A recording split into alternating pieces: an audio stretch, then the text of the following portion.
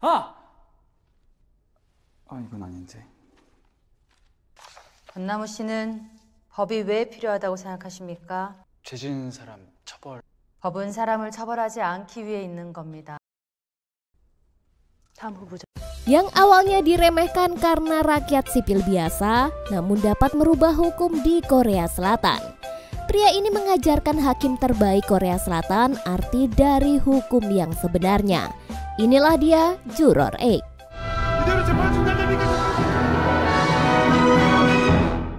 Film ini berlatar pada tahun 2008. Saat Korea Selatan menerapkan sistem juri untuk pertama kalinya dalam sebuah sidang kasus pembunuhan.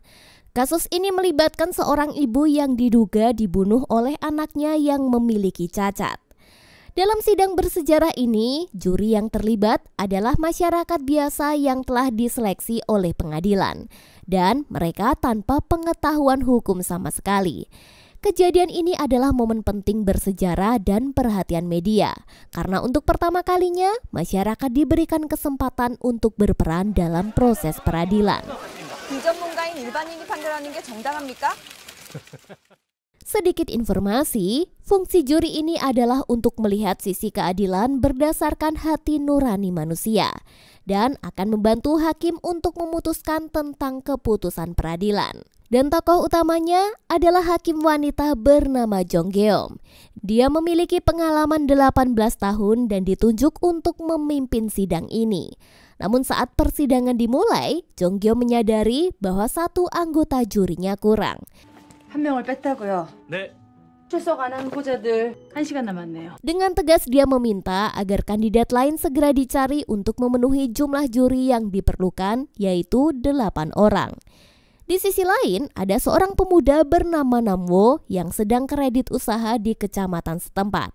Dia berusaha meyakinkan petugas dengan menunjukkan produknya agar pengajuannya disetujui. 이번에 특허받은 이 초록색 버튼. Tiba-tiba, Namwo menerima panggilan dari pengadilan untuk mengikuti seleksi juri. Saat tiba di lokasi, Namwo merasa bingung dan gugup ketika ditanya tentang hukum. Ketidaktahuannya membuatnya menjawab dengan asal-asalan. 피고인이 유죄일 가능성이 피고인은 유죄입니까? 이건 아닌데. Meskipun tidak memiliki pengalaman, dia akhirnya dipilih sebagai juri ke-8 karena waktu yang mendesak dan tidak ada kandidat lain. 권나무 씨는 법이 왜 필요하다고 생각하십니까? 죄 지은 사람 처벌하려고. Setelah terpilih, semua juri berkumpul untuk briefing. Hakim Jong Geom menjelaskan bahwa sidang kali ini hanya perlu menentukan masa hukuman karena terdakwa sudah mengakui perbuatannya membunuh sang ibu. Setelah briefing, ke-8 anggota juri pun berfoto bersama, menandai awal perjalanan mereka dalam proses peradilan yang bersejarah ini. Sidang pun dimulai dan saat Jong Geom membuka sidang, jaksa penuntut membacakan kronologi pembunuhan yang dilakukan oleh Jin Sik. Terungkap bahwa Jin Sik terlibat pertengkaran dengan ibunya terkait uang. Dalam keadaan marah, dia merencanakan untuk membunuh sang ibu dengan palu, lalu memukul kepalanya hingga tidak bernyawa. Setelah itu, Jin Sik mendorong ibunya dari balkon apartemen dan berpura-pura menelpon bantuan. Dia memberitahu bahwa ibunya terjatuh. Saat polisi tiba, Jin Sik terjatuh dari tangga hingga tidak sadarkan diri. Setelah 3 hari di rumah sakit karena pendarahan otak, dia siuman dan mengakui perbuatannya di depan polisi.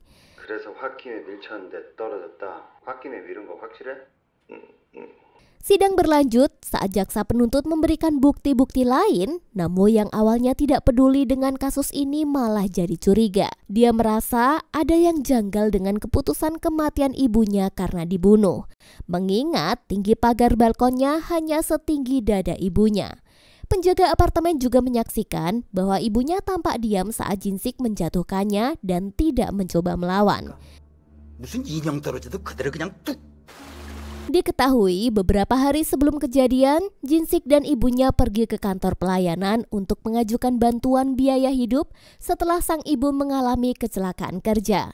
Namun alih-alih mendapatkan bantuan, mereka malah diberikan formulir pemutusan ikatan keluarga agar dananya bisa cair. Jin-sik pun marah pada petugas yang begitu merendahkan mereka.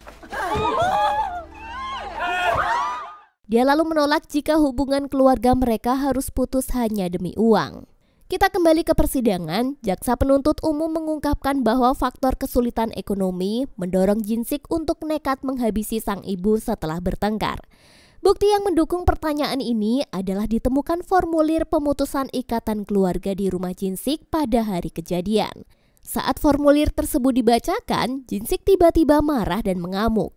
읽어주시죠. 엄마랑 인연을 끊겠습니다. 만난 탓입니다.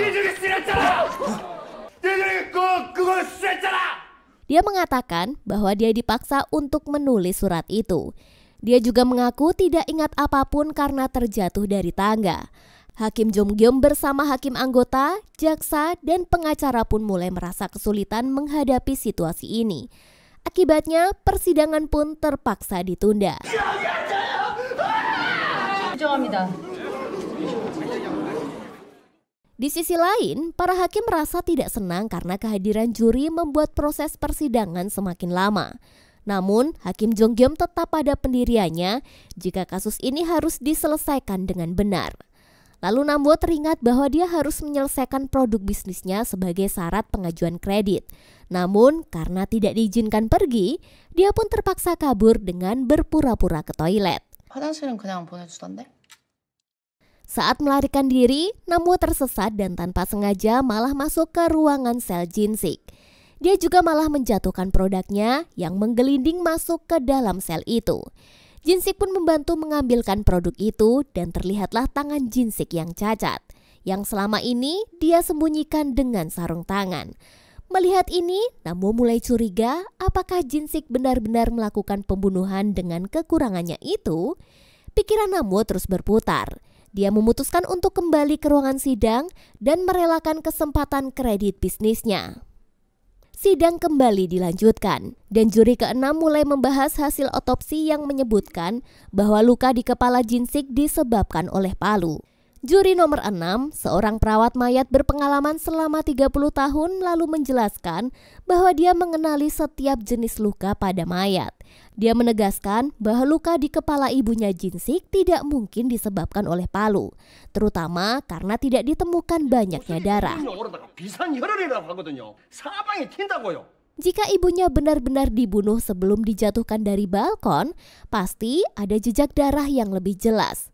Namun, juri ke-6 itu terus melanggar aturan sidang, sehingga dia dikeluarkan dari ruang sidang oleh Jong-gyom. 회정하세요. 경위. Kejadian ini membuat Namwo teringat akan apa yang dilihatnya sebelumnya, yaitu tangan Jin-sik yang cacat. Dia pun mulai penasaran apakah seseorang dengan kondisi seperti itu bisa mengayunkan palu. Namwo pun meminta izin kepada Jong-gyom untuk menguji hal itu. 네, 배심원들의 요청으로 확인해 보도록 하겠습니다. Saat Jin-sik diminta untuk mengayunkan palu, dia terlihat sangat takut dan ragu-ragu. Tetapi akhirnya dia mengayunkan palu itu dengan sekuat tenaga. Namun tak terduga palu itu terlepas dari tangannya dan mengenai leher Jong-gyom. 망치로 내리쳐 보세요.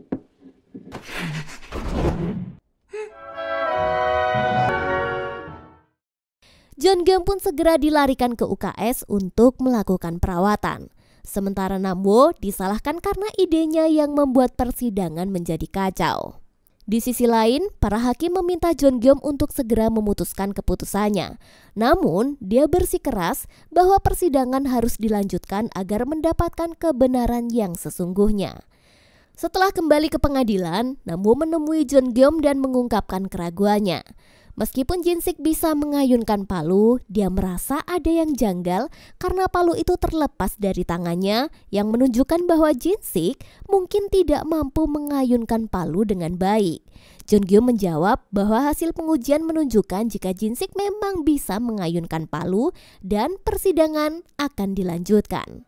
Kini giliran paman Jin-sik yang memberikan kesaksian bahwa sebelum kejadian, ibunya sempat minum bersamanya. Mereka bertengkar setelah si paman meminta Jin-sik untuk mencari pekerjaan dan berhenti menganggur. Sementara itu, ayah Jin-sik yang malam itu tidak di rumah, menegaskan bahwa tuduhan nenek dan ayahnya sering bertengkar adalah salah. Dia yakin ayahnya bukanlah pembunuh sang nenek. 잘 들어보면 싸우는 게 아니거든요. 우리 아빠 절대 안 죽였어요. Saat tiba waktu untuk divonis, para juri dihadapkan pada dua pilihan, bersalah atau tidak bersalah. Mereka lalu melakukan voting, sementara jaksa penuntut umum menuntut hukuman mati untuk Jin Sik.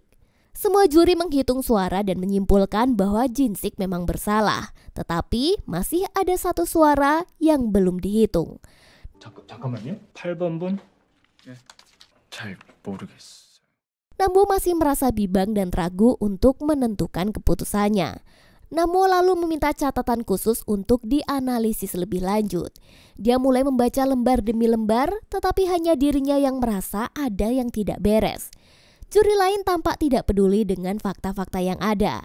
Setelah beberapa saat, juri kelima yang dianggap paling berwawasan membantu menjelaskan kasus ini dengan lebih sederhana. Dari penjelasan itu muncul dugaan baru di antara beberapa juri yang mulai merasa janggal. Mereka mengingat bahwa palu yang diduga sebagai senjata pembunuhan ditemukan sehari setelah otopsi dan tidak ada darah yang ditemukan di palu itu. Seorang juri tua lalu mengingatkan bahwa juri nomor 6 yang merupakan pembalsem mayat sebelumnya juga menyatakan bahwa luka di kepala ibunya Jin Sik bukanlah disebabkan oleh palu. Perdebatan panjang pun terjadi di antara para juri. Namun, Nambo tetap berperang pada keinginannya untuk mencari kebenaran hingga dia yakin. Dan beberapa juri akhirnya mulai berubah pikiran. Mereka juga meragukan bahwa Jin Sik adalah pelaku pembunuhan setelah melihat pernyataan anak Jin Sik dalam sebuah petisi yang menunjukkan kedekatan hubungannya. 전 소라가 한 말 믿어볼래요. 아빠랑 할머니랑 놀러 갔던 거. 두 분이 얼마나 애틋했는지 잘 나와. Jadi, pada malam itu, ibunya bahkan memberikannya sarung tangan baru kepada Jin Sik yang mengindikasikan hubungan keluarga yang baik. Jika demikian, mengapa Jin Sik harus membunuh ibunya? Mereka pun mulai berasumsi bahwa penjaga apartemen yang melihat Jin Sik menjatuhkan mayat ibunya mungkin saja keliru. Ada kemungkinan pelaku sebenarnya adalah pamannya, terutama karena malam itu mereka berdua sedang minum. 근데 누군가가 어머니를 떨어뜨렸어요. 외삼촌이 그랬잖아요. 술 한잔했다고. Mereka terus berasumsi dengan kasus ini, kecuali juri kelima yang tetap skeptis. Dia meminta semua orang untuk tidak mengira-ngira dan tetap pada faktanya saja. Hingga akhirnya mereka pun sepakat untuk mengadakan olah tempat kejadian perkara. Mereka tiba di apartemen Jin Sik dan di sana Nambo menemukan catatan yang mencurigakan dan membawanya. Saat mereka turun ke lantai 6, juri kelima mengatakan, jika dari lantai bawah tidak terlihat jelas, dia akan mempertimbangkan suara saya. 육안으로 확인 안 되면 나도 생각 좀 해볼게. Olah TKP pun dilakukan dengan suasana yang disetting menyerupai malam kejadian, lengkap dengan hujan buatan. Semua juri berkumpul di lantai di mana penjaga melihat kejadian itu. Mereka melihat untuk membuktikan apakah mereka bisa melihat wajah pelaku dari posisi itu. Ternyata semua juri dapat dengan jelas melihat dan yang menguatkan bahwa penjaga apartemen yang menjadi saksi tidaklah salah lihat. Setelah kembali ke pengadilan, Jong Geom dan para juri mulai mendiskusikan vonis hukuman. Namun, Nambo tetap diam. Dia masih merasa ragu tentang keputusan yang harus diambil. Meskipun para juri sepakat untuk menandatangani surat persetujuan vonis jika Jin Sik bersalah, Nambo mengungkapkan bahwa tidak ada bukti pasti yang menunjukkan jika dia memang membunuh sang ibu. 피고인이 망치로 죽였다는 검찰 수사도 부실일 수도 있을 것 같습니다. Dia menekankan bahwa penyelidikan kasus ini juga dilakukan dengan buruk. Jong Geum yang merasakan beratnya tanggung jawab sebagai hakim menceritakan pengalamannya saat pertama kali menjatuhkan vonis. Dia mengingat betapa menakutkannya momen itu dan bagaimana dia memikirkan keputusan semalaman. Dia mengatakan jika momen ini akan mereka ingat selama hidupnya. Hakim Jong Geum mengingatkan betapa pentingnya keadilan dalam setiap keputusan yang diambil. Mereka semua pun akhirnya menyetujui jika Jin Sik bersalah dan akan dihukum mati. Singkat cerita, para juri telah menghabiskan 1 hari untuk melakukan persidangan ini. Mereka kelelahan dengan urusan yang mereka korbankan selama proses persidangan ini. Tiba-tiba, salah satu juri mengambil produk Namwo dan menekannya. Ternyata, itu menghasilkan suara minta tolong. Karena hal itulah, Namwo malah tersadar. Hal penting jika Jin-sik benar-benar membunuh ibunya, harusnya ibunya berteriak minta tolong. Namun, dalam keterangan jaksa, ibu Jin-sik tidak berkata apapun. Mereka pun mulai menyimpulkan bahwa mungkin saja ibunya sengaja bunuh diri. 살아있었다? 살려달라고 하지 않았다. 싫었다? Saat memeriksa apartemen, mereka menemukan catatan yang ditulis tangan. Setelah mencocokkan tulisan itu dengan surat pemutusan ikatan keluarga yang diduga ditulis oleh Jin-sik, mereka baru menyadari bahwa kedua tulisan itu berbeda. Ini menunjukkan bahwa surat tersebut ditulis oleh sang ibu yang mungkin saja memilih untuk mengakhiri hidupnya agar Jin-sik bisa mendapatkan tunjangan. Di sisi lain, ingatan Jin-sik akhirnya kembali dan teringat kejadian malam itu.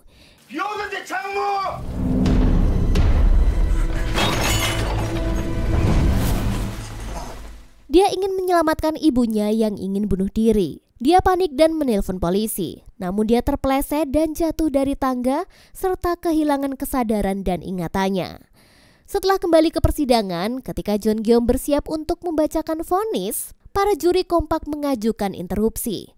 Mereka kembali berdiskusi dan memutuskan untuk menunda sidang, menyatakan bahwa memang Jin-sik tidak bersalah. 그러면 여러분 모두는 그 의견에 동의하십니까? 네. 참고하겠습니다. 최종 선고는 저희 재판부가 결정하는 겁니다.